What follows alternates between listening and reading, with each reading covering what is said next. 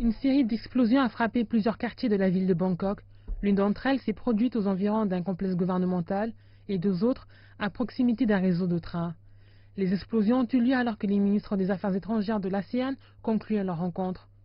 Les explosions n'ont causé que des dommages mineurs et ne se sont pas produites aux environs du site de la réunion de l'ASEAN, même si deux faux colis piégés ont été découverts près de l'endroit de la rencontre.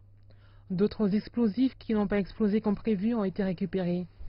4 personnes auraient été blessées, dont quelques-uns par des éclats de verre. La police a demandé à la population de rester vigilante et de ne pas paniquer. Quant à l'ASEAN, elle a décidé de poursuivre sa rencontre. L'association évite généralement la controverse, mais cette fois-ci, des mots forts ont été échangés entre la Corée du Sud et le Japon. La Corée du Sud a déploré les nouvelles restrictions imposées par le Japon sur l'approvisionnement de matières premières dont les fabricants sud-coréens ont besoin. L'origine de ce différend est l'indemnisation des travailleurs forcés coréens durant la Seconde Guerre mondiale. Le moins qu'on puisse dire est que nous sommes gravement préoccupés par cette décision. Ceci suit d'une décision antérieure qui limite l'exportation de produits clés vers la Corée.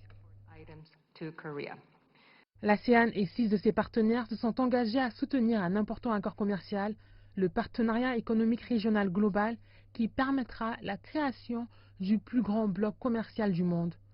Beaucoup voient ce projet comme un tampon en cas d'événements comme la guerre commerciale entre les États-Unis et la Chine.